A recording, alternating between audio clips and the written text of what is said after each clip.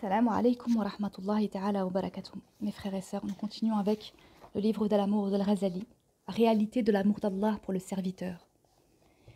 Sache que les témoignages du Coran affirment clairement que Allah aime son serviteur. Il nous faut voir ce que cela signifie. Nous commencerons par présenter les versets du Coran. Allah a dit « Il les aimera et eux aussi l'aimeront » Surat 5, verset 54. Et aussi « Allah aime en vérité ceux qui combattent dans son chemin en rang serré » Surat 61, verset 4. Et ailleurs « Allah aime ceux qui reviennent sans cesse vers lui. Il aime ceux qui se purifient » Surat 2, verset 222. C'est pourquoi Allah a répondu à ceux qui prétendaient être ses amants. Dit « Pourquoi vous punit-il pour vos péchés » Surat 5, verset 18. Anas rapporte ces paroles du prophète sallallahu alayhi wa sallam. Quand Allah aime son serviteur, aucune faute ne peut lui nuire. Se repentir de sa faute, c'est comme si on ne l'avait pas commise. Puis il récita « Allah aime ceux qui reviennent sans cesse à lui ». Ce qui veut dire que si Allah aime un serviteur, il l'amènera à se repentir avant sa mort. Aussi les péchés, quelque nombreux qu'ils soient, ne lui nuiront pas, comme l'infidélité antérieure à l'islam ne peut nuire. Le pardon des péchés est le résultat de l'amour.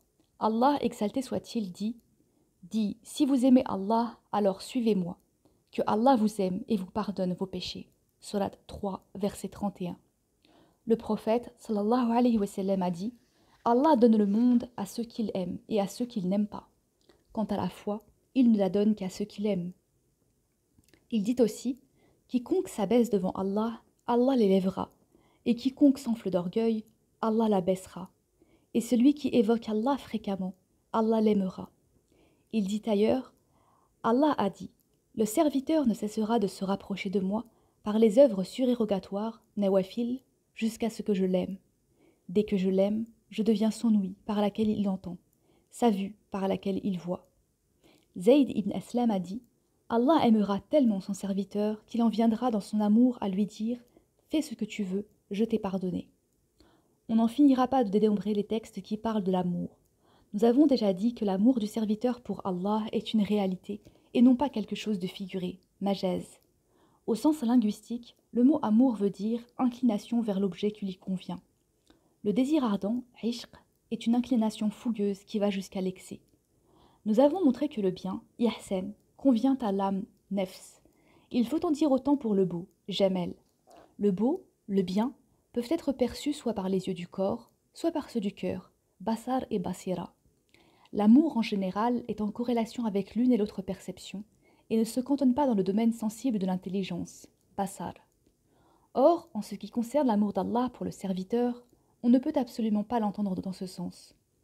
Tous les mots, quels qu'ils soient, lorsqu'on les applique en même temps à Allah et à d'autres êtres que lui, ne s'emploient pas dans un même sens, dans l'absolu. Même le terme être, wujud, le mot le plus universellement employé, n'englobe pas, sous un même aspect, le créateur et le créé. Il faut même dire que tout ce qui est en dehors d'Allah, exalté soit-il, n'a d'être qu'en tant qu'il bénéficie, qu'il est tributaire de l'être même d'Allah. Or, un être qui est subordonné à un autre ne peut être mis sur le même pied d'égalité que celui auquel il est subordonné. Il y a égalité lorsqu'on applique un terme à deux êtres qui se ressemblent, comme le cheval et l'arbre qui participent tous deux au même terme, le corps. La nature de la corporéité et la réalité de la corporéité sont semblables ici et là, sans qu'on puisse l'appliquer exclusivement à l'un des deux, comme si elle appartenait radicalement à l'un à l'exclusion de l'autre. En fait, la corporéité de l'un ne procède pas de la corporéité de l'autre. Appliqué à Allah, le terme « être » ne revêt pas le sens qu'il a lorsqu'on parle des créatures. Cette différenciation est encore plus évidente pour d'autres termes comme la science, ilm, la volonté, irada, la puissance, qudra et autres qualités. Pas de comparaison possible entre créateur et créature. Ces termes ont été créés en premier lieu pour les créatures, le créé étant plus à la portée des esprits et des intelligences que les créateurs.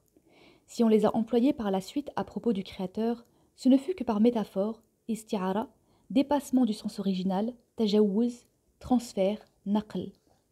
Le terme amour, mahabba, du point de vue linguistique, signifie inclination de l'âme vers ce qui lui convient, ce qui lui est conforme. Or, cela ne peut se concevoir que pour un être imparfait, à qui il manque ce qui lui convient, naqis, et dont la possession procurera une plénitude qui causera du plaisir. chose absolument impensable en ce qui concerne Allah, exalté soit-il. Car la perfection, la beauté, l'éclat, la majesté sont des réalités qu'il est possible de concevoir comme propres à la divinité. Donc cela existe. Il y a là une conclusion, et une conclusion nécessaire, qui a toujours été, de toute éternité.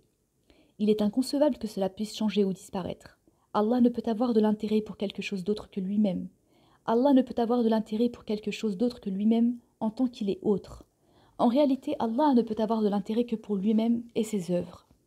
Hormis son essence et ses actes, il n'est pas d'être à proprement parler. Aussi, le cheikh Abu Saïd al-Mahyani a dit, à propos de cette parole d'Allah, « Il les aimera et eux l'aimeront » Surat 5, verset 54. En ce qui concerne « Il les aimera », il faut dire que Allah n'aime que lui-même, car il est le tout, et il n'est pas en réalité d'être en dehors d'Allah. Or celui qui n'aime que lui-même, les œuvres qu'il fait, les qualités qui le caractérisent, ne dépassera pas dans son amour les frontières de son essence, et ce qui touche à son essence. Il n'aime donc que lui-même. Tous les termes qui ont été employés pour dire son amour pour ses serviteurs doivent être interprétés, mu'awwal. Ils veulent dire simplement que Allah enlèvera le voile du cœur de son serviteur pour lui permettre de le voir avec son cœur. Il lui donnera la possibilité irrévocable de vivre en sa proximité. Il voudra cela pour lui de toute éternité. L'amour d'Allah pour celui qui l'aime est en effet éternel, dès lors qu'il est ajouté à la volonté éternelle qui a donné au serviteur le pouvoir irrévocable de suivre la voie de la proximité. Tout ce qu'on peut ajouter à l'action d'Allah, qui consiste à retirer le voile du cœur de son serviteur, est un pur accident, hadith. Un accident qui est causé par la réalisation de la raison immédiate qui le comporte nécessairement. Selon la parole d'Allah, « Mon serviteur ne cessera de se rapprocher de moi par les œuvres surérogatoires, si bien que je finirai par l'aimer. » Se rapprocher par les œuvres surérogatoires provoque chez le serviteur la pureté de l'intérieur, batin, l'élimination du voile du cœur, la marche progressive vers le degré de proximité de son Seigneur. Or tout cela est le fruit de l'action d'Allah, de sa grâce, l'utf envers son serviteur. Voilà ce qu'il faut entendre par son amour. On ne comprendra bien cela que par un exemple. Supposons un roi qui invite quelqu'un à venir en sa proximité, qu'il en fasse son commensal, qui lui permette de venir le voir à tout instant, simplement pour cette inclination particulière que le roi a pour lui. S'il le fait, c'est pour bénéficier de sa force ou parce qu'il se complaît à le regarder, ou bien encore pour lui demander conseil ou subvenir à ses besoins. On dira, le roi aime cet homme. En d'autres termes, il a une inclination particulière pour lui, parce qu'il a trouvé en lui quelque chose qui est à sa convenance, qui est en harmonie avec ses désirs. Supposons aussi que le roi rapproche un serviteur et ne s'oppose pas à ce qu'il vienne le voir à son gré.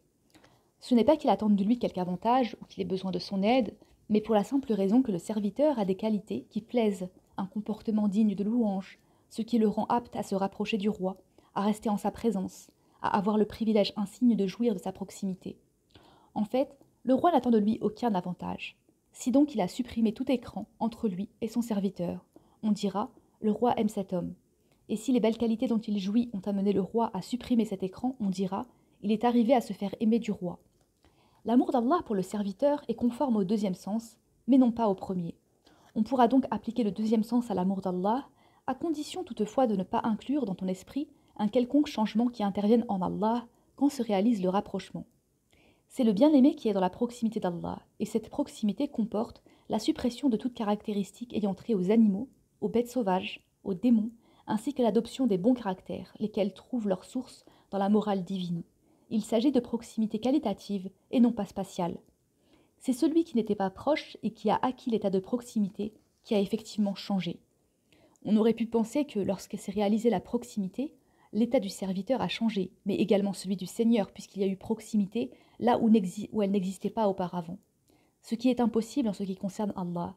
Allah ne peut changer. Allah a et aura, pour l'éternité, les mêmes qualités de perfection et de majesté qui ont toujours été les siennes. Tout cela apparaîtra encore plus clairement grâce à un exemple de proximité qui se réalise entre deux personnes. Deux personnes peuvent se rapprocher l'une de l'autre parce qu'elles se déplacent toutes les deux. Mais l'une peut rester sur place pendant que l'autre se déplace. Le rapprochement se fera grâce au changement qui a affecté l'une des deux personnes en question à l'exclusion de l'autre. La proximité intervient aussi sur le plan des qualités. Ainsi, l'élève cherche à se hausser au niveau du maître, au plan du savoir, de la beauté du savoir. Le maître, lui, demeure stable. Il a la plénitude de la science, il ne se mettra pas en mouvement. L'élève va se hausser du plus humble degré de son ignorance jusqu'au fait de la connaissance, et il ira ainsi de progrès en progrès jusqu'à se rapprocher du niveau de son maître. Le maître, lui, demeure là où il ne change pas. C'est ainsi qu'il faut comprendre l'évolution, taraqi, du serviteur dans les degrés de la proximité. À mesure qu'il avancera dans la perfection, dans le savoir, à mesure qu'il connaîtra la réalité profonde des choses, à mesure qu'il fera preuve d'énergie, de courage pour vaincre le démon, déraciner les passions, shahawat, dans la mesure même où il est sincère dans la fuite du vice, c'est dans cette même mesure qu'il se rapprochera davantage du degré de perfection. Seul Allah a la plénitude de la perfection. La proximité d'Allah, exalté soit-il, pour chacun d'entre nous, dépendra de notre propre perfection. Ainsi donc, l'amour d'Allah pour le serviteur veut dire que Allah le rapproche de lui-même, qu'il le met à l'abri des soucis et du péché, qu'il lui purifie le cœur des vicissitudes de ce monde, qu'il lui retire le voile du cœur pour qu'il puisse le contempler comme s'il le voyait face à face avec le cœur. Quant à l'amour du serviteur pour Allah, cela veut dire qu'il trouve en lui une inclination qui l'engage à atteindre la perfection qui lui manque. Il est alors tout naturel qu'il aspire vers ce qui lui manque. S'il arrive à en posséder quelque chose, il en ressentira de la joie. L'amour, le désir pris dans ce sens, ne peuvent absolument pas s'appliquer à Allah. Objection. Tu diras peut-être, il y a dans l'amour d'Allah pour le serviteur un aspect qui demeure obscur. Comment savoir que Allah l'aime? Réponse. Je te dirai ceci. Allah manifeste son amour par des signes qui lui sont propres. Le prophète, sallallahu alayhi wa sallam, a dit « Lorsqu'Allah aime un serviteur, il l'éprouve. Et s'il l'aime d'un amour de prédilection, il en fait sa chose. » On lui dit « Et que signifie il en fait sa chose ?» Il répondit « Il le prive de sa famille, de ses biens. » Le signe donc de l'amour d'Allah pour son serviteur, c'est qu'il l'éloignera des autres pour se l'attacher à lui. Il s'entremettra entre lui et les autres. On demanda un jour à Isa alayhi salam « Que n'achètes-tu un âne ?» Allah exalté soit-il tient trop à moi, dit-il, pour permettre que, pour un âne, je me laisse distraire de lui. On rapporte ce dit du prophète, sallallahu alayhi wa sallam. Lorsqu'Allah aime un serviteur, il l'éprouve. S'il demeure constant et fidèle dans l'épreuve, il en fait son privilégié. Si le serviteur agrée Allah, Allah en fera son élu. Un sage a dit « Si tu sens qu'il t'aime, et si tu vois qu'il t'éprouve, tu sauras qu'il entend faire de toi son élu. » Un aspirant, Mourid, dit un jour à son maître spirituel « J'ai une certaine expérience de l'amour. » « Est-ce qu'il t'a éprouvé en quelque chose, pourquoi tu avais de la tâche ?» lui dit le maître. « Non, répondit le novice. »« Alors, reprit le maître, ne prétends pas progresser dans l'amour, car Allah n'accorde à son amour qu'à celui qui l'éprouve. » L'envoyé d'Allah, sallallahu alayhi wa sallam, a dit « Lorsqu'Allah, exalté soit-il, aime un serviteur, il lui donne un prédicateur, la conscience, un surveillant, son cœur qui ordonne et qui interdit. Et aussi, lorsqu'Allah veut le bien de son serviteur, il le rend lucide sur ses propres défauts.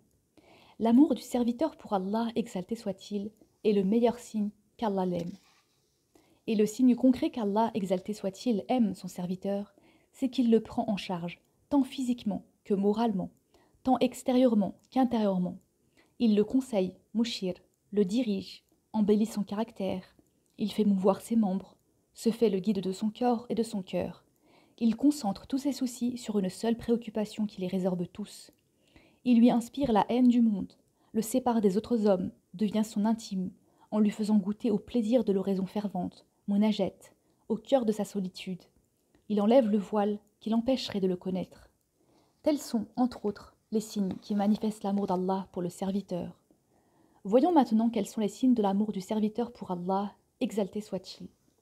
Wassalamu alaykum wa rahmatullahi ta'ala wa barakatuh.